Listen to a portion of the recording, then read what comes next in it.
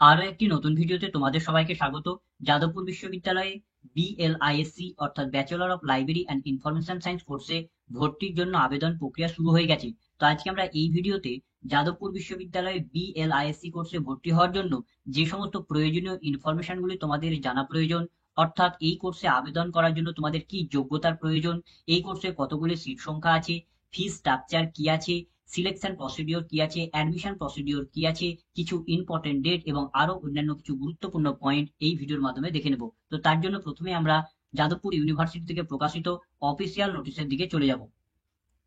তো আমরা নোটিশের দিকে চলে এসেছি। তো প্রথমে আমরা দেখে নেব যে বিএলআইএসসি কোর্সে অ্যাপ্লিকেশন ফর্ম ফিল আপ করার জন্য তোমাদের কি এলিজিবিলিটি ক্রাইটেরিয়া প্রয়োজন, অর্থাৎ মিনিমাম কি যোগ্যতা হলে তোমরা এই কোর্সে ভর্তির জন্য অ্যাপ্লিকেশন ফর্ম ফিল আপ করতে পারবে। তো bachelor of library and information science কোর্সে অ্যাপ্লিকেশন ফর্ম ফিল আপ করার জন্য তোমাদের এখানে 4 প্রকারের এলিজিবিলিটি ক্রাইটেরিয়ার কথা বলেছি। এই 4 প্রকারের এলিজিবিলিটি ক্রাইটেরিয়ার মধ্যে যে কোনো এক প্রকারের এলিজিবিলিটি ক্রাইটেরিয়া যদি তোমার ফুলফিল হয়, তাহলে তুমি এই কোর্সে ভর্তির জন্য অ্যাপ্লিকেশন ফর্ম ফিল আপ করতে পারবে। তো আমরা সেই 4 প্রকারের এলিজিবিলিটি ক্রাইটেরিয়া এক এক করে দেখে নেব। তো আমাদের প্রথম এলিজিবিলিটি ক্রাইটেরিয়াটি হচ্ছে, সেটি হচ্ছে honours graduate in any discipline. তো তোমার যদি যে কোনো ডিসিপ্লিনে যদি অনার্স গ্র্যাজুয়েট থাকে, অর্থাৎ বিএ, বিএসসি, বিকম, যে কোনো বিষয়ে যদি তোমার অনার্স গ্র্যাজুয়েট থাকে এবং তুমি যদি জেনারেল স্টুডেন্ট হও, তাহলে তোমার যদি 50% যদি তোমার মার্কস থাকে অনার্সে, এবং ওবিসিএ এবং ওবিসিবি ক্যাটাগরি স্টুডেন্টদের জন্য 45% যদি মার্কস থাকে, এবং এসসি, এসটি এবং ফিজিক্যাল হ্যান্ডিক্যাপ ক্যাটাগরি স্টুডেন্টদের যদি 40% মার্কস থাকে অনার্স গ্র্যাজুয়েটে, তাহলে তারা এই লাইব্রেরি অ্যান্ড ইনফরমেশন সায়েন্স কোর্সের জন্য অ্যাপ্লিকেশন ফর্ম ফিল আপ করতে পারবে। অথবা দ্বিতীয় কোয়ালিফিকেশনটা হচ্ছে, যদি তুমি পাস গ্র্যাজুয়েট করে থাকো, তবুও তুমি এখানে অ্যাপ্লিকেশন ফর্ম ফিল আপ করতে পারবে। যে কোনো ডিসিপ্লিন থেকে যদি তুমি পাস গ্র্যাজুয়েট করে থাকো এবং তোমার যদি 55% যদি মার্কস থাকে জেনারেল স্টুডেন্টদের জন্য, 49.5% যদি মার্কস থাকে ওবিসিএ এবং ওবিসিবি ক্যাটাগরি স্টুডেন্টদের জন্য, এবং তোমার যদি 41.25% যদি মার্কস থাকে এসসি, এসটি এবং ফিজিক্যাল হ্যান্ডিক্যাপ ক্যাটাগরি স্টুডেন্টদের জন্য, তাহলে তুমি এখানে এই কোর্সে অ্যাপ্লিকেশন ফর্ম ফিল আপ করতে পারবে পাস গ্র্যাজুয়েটেড স্টুডেন্টরা। তৃতীয় কোয়ালিফিকেশনটা হচ্ছে, যদি তোমার ব্যাচেলার ডিগ্রি থাকে ইঞ্জিনিয়ারিং এ অথবা টেকনোলজিতে বা মেডিকেলে বা ল, এই সমস্ত বিষয়গুলির উপরে যদি তোমার ব্যাচেলার ডিগ্রি থাকে, তাহলে তুমি এই বিএলআইসি কোর্সে ভর্তির জন্য অ্যাপ্লিকেশন ফর্ম ফিল আপ করতে পারবে। অথবা আমাদের যে চতুর্থ কোয়ালিফিকেশন, সেটি হচ্ছে, যদি তোমার গ্র্যাজুয়েশন ডিগ্রি থাকে অনার্স গ্র্যাজুয়েট হোক বা পাস গ্র্যাজুয়েট হোক, যে কোনো ডিসিপ্লিন থেকে যে কোনো সাবজেক্টে যদি তোমার অনার্স গ্র্যাজুয়েট বা পাস গ্র্যাজুয়েট থাকে, এবং তার সঙ্গে যদি তোমার একটি সার্টিফিকেট কোর্স থাকে লাইব্রেরি সায়েন্সের উপর, যদি তোমার সার্টিফিকেট কোর্স থাকে এবং 65% যদি মার্কস থাকে জেনারেল স্টুডেন্টদের জন্য, তারপরে তোমার 58.5% যদি মার্কস থাকে ওবিসিএ এবং ওবিসিবি ক্যাটাগরি স্টুডেন্টদের জন্য, এবং 48.75% যদি মার্কস থাকে এসসি, এসটি এবং ফিজিক্যাল হ্যান্ডিক্যাপ স্টুডেন্টদের জন্য, তাহলে তারা এই bachelor of library and information science কোর্সে ভর্তির জন্য অ্যাপ্লিকেশন ফর্ম ফিল আপ করতে পারবে। তো যে সমস্ত ক্যান্ডিডেটরা অনার্স গ্র্যাজুয়েট করেছে বা পাস গ্র্যাজুয়েট করেছে, যাদের এই পার্সেন্টেজটা ফুলফিল হচ্ছে না, 50% হচ্ছে না বা 55% হচ্ছে না, তো তারাও এখানে অ্যাপ্লিকেশন ফর্ম ফিল আপ করতে পারবে, যদি তাদের একটি সার্টিফিকেট কোর্স থাকে লাইব্রেরি সায়েন্সের উপরে এবং তাদের এই যে কোয়ালিফিকেশনটা বলা হয়েছে পার্সেন্টেজটা, এই পার্সেন্টেজ যদি ফুলফিল হয়, তাহলে তারা আবেদন করতে পারবে। তো এখানে যে 4টি এলিজিবিলিটি ক্রাইটেরিয়া বললাম, এই 4টি এলিজিবিলিটি ক্রাইটেরিয়ার মধ্যে যে কোনো একটি এলিজিবিলিটি ক্রাইটেরিয়া ফুলফিল হলেই তুমি এখানে এই কোর্সে ভর্তির জন্য অ্যাপ্লিকেশন ফর্ম ফিল আপ করতে পারবে। এখন আমরা দেখে নেবো যে এই যে পার্সেন্টেজটা বলেছি, এই পার্সেন্টেজটা তোমরা কিভাবে ক্যালকুলেশন করবে, কোন কোন সাবজেক্টের মার্কস নিয়ে তোমরা এই ক্যালকুলেশনটা করবে। তো তার জন্য প্রথমে আমরা এই যে মার্কস ক্যালকুলেশনের আমরা সূত্রের দিকে চলে আসবো। তো এখানে প্রথমে আমরা দেখে নেব যে অনার্স যে গ্র্যাজুয়েট আছে, সেই অনার্স গ্র্যাজুয়েটদের তারা তাদের পার্সেন্টেজটা কিভাবে বার করবে। তো অনার্স গ্র্যাজুয়েটদের মধ্যে যারা নন সিবিসিএস সিস্টেমে পড়াশোনা করেছে, অর্থাৎ যারা পাঠ হিসাবে পড়াশোনা করেছে, মানে 1+1+1 সিস্টেমে পড়াশোনা করেছে, অর্থাৎ যাদের বছরে একটি করে পরীক্ষা হতো, সেই সমস্ত স্টুডেন্টদের যারা অনার্স গ্র্যাজুয়েট আছে, তাদের ক্ষেত্রে তারা তাদের পার্সেন্টেজটা বার করবে কেবলমাত্র তাদের যে গ্র্যাজুয়েশনে অনার্স পেপারগুলি ছিল, সেই অনার্স পেপারগুলির মার্কসের গড় করতে হবে, অন্য বাকি সাবজেক্টের মার্কস এখানে অ্যাড করা যাবে না। তারপরে হচ্ছে আরেকটি আছে অনার্স গ্র্যাজুয়েট যারা সিবিসিএস সিস্টেম থেকে পড়াশোনা করেছে, অর্থাৎ যারা সেমিস্টার সিস্টেমে অনার্স গ্র্যাজুয়েট করেছে, যাদের 6 মাস অন্তর অন্তর পরীক্ষা হতো, সেই সমস্ত স্টুডেন্টদের ক্ষেত্রে তাদের ক্ষেত্রে পার্সেন্টেজটা বার করতে হবে তাদের গ্র্যাজুয়েশনে যে কোর কোর্স পেপারগুলি ছিল, তার সঙ্গে সঙ্গে যে ডিএসই পেপারগুলি ছিল, এই পেপারগুলির মার্কসের গড় তাদেরকে বার করতে হবে। তারপরে যারা পাস গ্র্যাজুয়েট স্টুডেন্ট আছে, তাদের ক্ষেত্রে তাদের গ্র্যাজুয়েশনে যতগুলি সাবজেক্ট ছিল সমস্ত সাবজেক্টের মার্কসের গড় করতে হবে, যত সাবজেক্ট পড়েছে সমস্ত সাবজেক্টের মার্কসের গড় করতে হবে। তারপরে হচ্ছে যারা ইঞ্জিনিয়ারিং বা টেকনোলজি বা মেডিকেল বা ল এই সমস্ত কোর্স নিয়ে পড়াশোনা করেছে তাদের ক্ষেত্রে পার্সেন্টেজ বার করতে হবে। তাদেরও তারা ইঞ্জিনিয়ারিং বা টেকনোলজি বা মেডিকেল বা লতে যতগুলি সাবজেক্ট পড়েছে, যতগুলি বিষয় পড়েছে সমস্ত বিষয়ের উপরে গড় করতে হবে। তারপরে যারা সার্টিফিকেট কোর্স আছে, তো সার্টিফিকেট কোর্সের ক্ষেত্রে বলা হয়েছে যে অল মার্কস অবটেন, তো সার্টিফিকেট কোর্সে যতগুলি সাবজেক্ট ছিল সমস্ত সাবজেক্টের মার্কসের গড় করতে হবে। তো এইভাবে তোমরা এই পার্সেন্টেজটাকে তোমাদের বার করতে হবে। এছাড়াও তোমাদের আরো দুটি কোয়ালিফিকেশন তোমাদের প্রয়োজন অ্যাপ্লিকেশন ফর্ম ফিল আপ করার সময়, যেমন 10 এর মার্কস পুট করতে হবে এবং তার সঙ্গে সঙ্গে যে এইচএস এর যে মার্কস আছে সেটা পুট করতে হবে। তো সেখানে তোমরা 10 এর পার্সেন্টেজ কিভাবে বার করবে এবং এইচএস এর পার্সেন্টেজটা কিভাবে বার করবে সেটা তোমরা দেখে নেবো।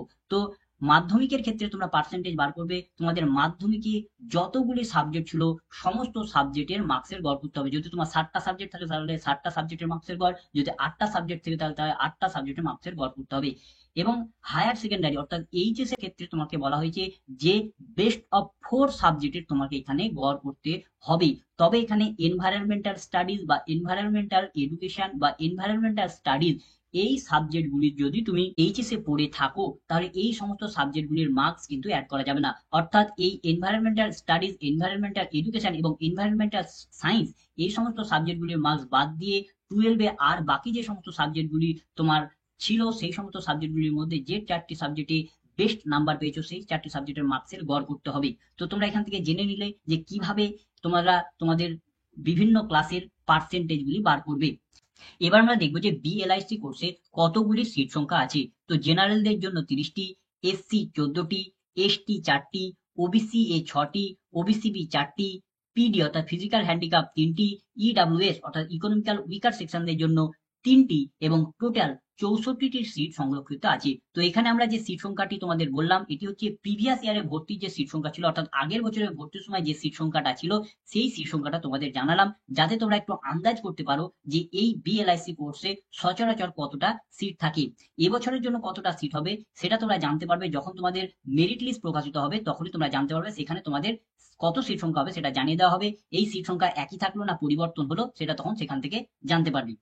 এবার আমরা দেখে নেব যে ফি স্ট্রাকচার কি আছে, অর্থাৎ তোমাদের অ্যাডমিশনের সময় কত টাকা পেমেন্ট করতে হবে সেটা একটু আমরা দেখে নেব। তো তোমাদের এখানে অ্যাডমিশনের সময় টোটাল 1235 টাকা অর্থাৎ 1235 টাকা মতো তোমাদের এখানে পেমেন্ট করতে হবে এবং ক্যাটাগরি হিসাবে কত কত পেমেন্ট করতে হবে তোমরা এখান থেকে সেটা দেখে নিতে পারো। তো এখানে যে আমরা এই যে ফি স্ট্রাকচারটা বললাম এটা হচ্ছে প্রিভিয়াস ইয়ারে অ্যাডমিশনের সময় যে ফি স্ট্রাকচারটা ছিল, অর্থাৎ আগের বছরের ভর্তির সময় যে ফি স্ট্রাকচারটা ছিল সেই ফি স্ট্রাকচারটা জানালাম যাতে তোমরা একটু আন্দাজ করতে পারো যে এই কোর্সের জন্য কত টাকা ফি স্ট্রাকচার হয়। এবছরের জন্য ফি স্ট্রাকচার তোমরা একই রকম ভাবে যখন তোমাদের মেরিট লিস্ট প্রকাশিত হবে তখন সেই মেরিট লিস্টের নোটিশেই তোমাদের জানিয়ে দেওয়া হবে যে কত ফি স্ট্রাকচার তোমাদের আছে। এই ফি স্ট্রাকচার একই থাকলো না পরিবর্তন হলো সেটা তখন তোমরা সেখান থেকেই জানতে পারবে। এবার আমরা দেখে নেবো যে সিলেকশন প্রসিডিওর কি আছে, অর্থাৎ তোমাদের এই কোর্সে কিভাবে নির্বাচন করা হবে, কিভাবে সিলেক্ট করা হবে সেটা একটু আমরা দেখে নেবো। তো তোমাদের এই কোর্সে রিটেন অ্যাডমিশন টেস্টের মাধ্যমে সিলেক্ট করা হবে। তো যেহেতু তোমাদের রিটেন অ্যাডমিশন টেস্টের মাধ্যমে সিলেক্ট করা হবে তাহলে এখন আমরা দেখে নেবো যে এই অ্যাডমিশন টেস্টের সিলেবাস, প্যাটার্ন বা অন্যান্য বিষয়গুলি কি কি আছে। তো তোমাদের এই যে পরীক্ষাটা হবে সেই পরীক্ষাটার ফুল মার্ক হচ্ছে 100 মার্কের পরীক্ষা হবে এবং তার জন্য তোমাদের 1.5 ঘন্টা টাইম দেওয়া হবে। তোমাদের এই যে পরীক্ষাটা হবে সেটা হবে অবজেক্টিভ টাইপের তোমাদের পরীক্ষা হবে এবং এখানে তোমাদের 100টি মাল্টিপল চয়েস প্রশ্ন থাকবে, অর্থাৎ এমসিকিউ টাইপের প্রশ্ন থাকবে, 100টি প্রশ্ন থাকবে অর্থাৎ প্রতিটি প্রশ্নের মান 1 এবং এখানে তোমাদের কোনো রকমের নেগেটিভ মার্কিং নেই। এবং তোমাদের এখানে প্রশ্নের লেভেল কি রকমের হবে, তো তোমাদের এখানে প্রশ্নের লেভেল হচ্ছে গ্র্যাজুয়েশন লেভেলের যেমন প্রশ্ন হওয়ার দরকার সেই রকম প্রশ্ন হবে, অর্থাৎ গ্র্যাজুয়েশন পাস করার পর যে সমস্ত কম্পিটিটিভ এক্সামিনেশন গুলি হয় সেই কম্পিটিটিভ এক্সামিনেশনে যে রকমের লেভেল হয় সেই রকম লেভেলের তোমাদের এখানে প্রশ্ন করা হবে। তো দেখো এখানে তোমাদের বলা হয়েছে যে তোমাদের এখানে প্রশ্নপত্রগুলির প্যাটার্ন তোমাদের আইএএস এবং ডাব্লিউবিসিএস প্রিলিমিনারি এক্সামিনেশনের যে রকমের প্যাটার্ন হয়, কোশ্চেন যেরকম লেভেলের হয়, যেরকম মানদণ্ডের হয় সেই রকমের তোমাদের এখানে প্রশ্নপত্রগুলি করা হবে। তার জন্য তোমাদের এখানে সেই সমস্ত প্রশ্নপত্রগুলিকে ফলো করতে বলা হয়েছে। তোমাদের যে প্রশ্নগুলি করা হবে সেগুলি কোন কোন টপিক থেকে প্রশ্নগুলি করা হবে এবং সেখানে থেকে কত মার্কসের প্রশ্ন আসবে। তো দেখো তোমাদের এখানে ইংলিশ কম্প্রিহেনশন থেকে টোটাল 20 মার্কের প্রশ্ন আসবে, তারপর যে বেসিক ম্যাথামেটিক্স থেকে 15 মার্কসের, জেনারেল সায়েন্স থেকে 15 মার্কস, হিস্টরি অ্যান্ড জিওগ্রাফি থেকে 15 marks, Indian polity, economy and culture থেকে তোমাদের 15 মার্কস, তারপরে current events of national and international importance থেকে 10 মার্ক এবং জেনারেল মেন্টাল অ্যাবিলিটি থেকে 10 মার্ক নিয়ে টোটাল 100 মার্কের তোমাদের প্রশ্ন করা হবে। তোমাদের প্রতিটি প্রশ্নের মান 1 করে থাকবে। এবার আমরা দেখে নেবো যে অ্যাডমিশন প্রসিডিওর কি আছে, অর্থাৎ এই কোর্সে ভর্তি হওয়ার জন্য তোমাদের কোন কোন স্টেপের মাধ্যমে তোমাদের সম্পূর্ণ ভর্তি প্রক্রিয়াটিকে কমপ্লিট করা হয়। তো তোমরা যদি এই কোর্সে ভর্তি হতে চাও তাহলে প্রথমেই তোমাকে অনলাইনের মাধ্যমে অ্যাপ্লিকেশন ফর্মটাকে ফিল আপ করতে হবে। ফর্ম ফিল আপের পর তোমাদের অ্যাডমিট কার্ড ডাউনলোড করে নিতে হবে। অ্যাডমিট কার্ড ডাউনলোডের পর তোমাদের অ্যাডমিশন টেস্ট নেওয়া হবে। অ্যাডমিশন টেস্টের পর তোমাদের রেজাল্ট এবং মেরিট লিস্ট প্রকাশিত হবে। তারপর তোমাদের কাউন্সিলিং করানো হবে। কাউন্সিলিং এর পর যদি তোমরা সিলেক্ট হও তাহলে তোমাদের ডকুমেন্ট ভেরিফিকেশন করা হবে এবং ডকুমেন্ট যদি সমস্ত কিছু ঠিক থাকে তাহলে তোমাদের তখন অ্যাডমিশন ফি পেমেন্ট করে অ্যাডমিশন নিতে হবে। তো এতগুলি স্টেপের মাধ্যমে তোমাদের বিএলআইসি কোর্সে তোমাদের ভর্তি প্রক্রিয়া সম্পন্ন করা হয়। এবার আমরা দেখে নেব যে অ্যাপ্লিকেশন ফর্ম ফিল আপ করার জন্য তোমাদের কত টাকা পেমেন্ট করতে হবে, অর্থাৎ অ্যাপ্লিকেশন ফি কত আছে। তো দেখো এখানে বলা হয়েছে যে পশ্চিমবঙ্গ গভর্নমেন্টের অর্ডার হিসাবে তোমাদের এখানে কোনো রকমের অ্যাপ্লিকেশন ফর্ম ফিল আপের ফি নেওয়া হচ্ছে না। তবে তোমাদের এখানে যেহেতু অ্যাডমিশন টেস্ট নেওয়া হবে তার জন্য তোমাদের এখানে অ্যাডমিশন টেস্টের ফি নেওয়া হচ্ছে। তো এই অ্যাডমিশন টেস্টের ফি কত নেওয়া হচ্ছে, তো তোমাদের এখানে জেনারেল এবং ওবিসি এ ও ওবিসি বি ক্যাটাগরি স্টুডেন্টদের জন্য 200 টাকা তোমাদের নেওয়া হচ্ছে অ্যাডমিশন টেস্টের ফি, এবং এসসি এসটি এবং পিডি অর্থাৎ ফিজিক্যাল হ্যান্ডিক্যাপ ক্যান্ডিডেটদের জন্য 100 টাকা নেওয়া হচ্ছে অ্যাডমিশন টেস্টের ফি। তো এটা তোমাদের অ্যাপ্লিকেশন ফর্ম ফিল আপ করার সময় পেমেন্ট করতে হবে। এবার আমরা আবেদনের জন্য কিছু গুরুত্বপূর্ণ পয়েন্টগুলি দেখে নেব। তো দেখো এখানে একটি পয়েন্ট বলা হয়েছে, এখানে পয়েন্ট বলা হয়েছে যে এখানে সেই সমস্ত ক্যান্ডিডেটরা অ্যাপ্লিকেশন ফর্মটাকে ফিল আপ করতে পারবে যাদের রেজাল্ট কমপ্লিট আছে, অর্থাৎ যারা ব্যাচেলার ডিগ্রি করেছে তাদের ব্যাচেলার ডিগ্রিটা কমপ্লিট থাকতে হবে, যারা মাস্টার ডিগ্রি করেছে তাদের মাস্টার ডিগ্রিটা কমপ্লিট থাকতে হবে, বা যারা অন্য কোনো ডিগ্রি করেছে সেই সমস্ত ডিগ্রিগুলি কমপ্লিট থাকতে হবে, তবেই তারা অ্যাপ্লিকেশন ফর্মটাকে ফিল আপ করতে পারবে। যারা কারেন্ট ইয়ারের স্টুডেন্ট আছে, যাদের এখনো ফাইনাল ইয়ারের রেজাল্ট প্রকাশিত হয়নি, বা যাদের ফাইনাল ইয়ারের পরীক্ষা কিছুদিনের মধ্যে হবে বা পরীক্ষা হয়েছে রেজাল্ট এখনো প্রকাশিত হয়নি, তারা কিন্তু অ্যাপ্লিকেশন ফর্ম ফিল আপ করতে পারবে না। তো এই অ্যাপ্লিকেশন ফর্ম ফিল আপের টাইম পিরিয়ডের মধ্যে যদি তোমাদের রেজাল্ট প্রকাশিত হয়ে যায় তবেই তোমরা এখানে অ্যাপ্লিকেশন ফর্ম ফিল আপ করতে পারবে, নতুবা নয়। তারপরে পয়েন্টে বলা হয়েছে যে যে সমস্ত স্টুডেন্টদের মার্কশিটে বা গ্রেড কার্ডে তাদের অবটেন মার্ক দেওয়া থাকে না, অর্থাৎ কত মার্কস পেয়েছে সেটা দেওয়া থাকে না, কেবলমাত্র গ্রেড দেওয়া থাকে, তো সেই সমস্ত ক্যান্ডিডেটদের বলা হচ্ছে যাদের গ্রেডে মার্কশিট দেওয়া হয় তাদেরকে বলা হচ্ছে তারা তাদের প্রথমে গ্রেড মার্কসকে পার্সেন্টেজে কনভার্ট করবে, তারপরে তারা তাদের অ্যাপ্লিকেশন ফর্মটাকে ফিল আপ করবে।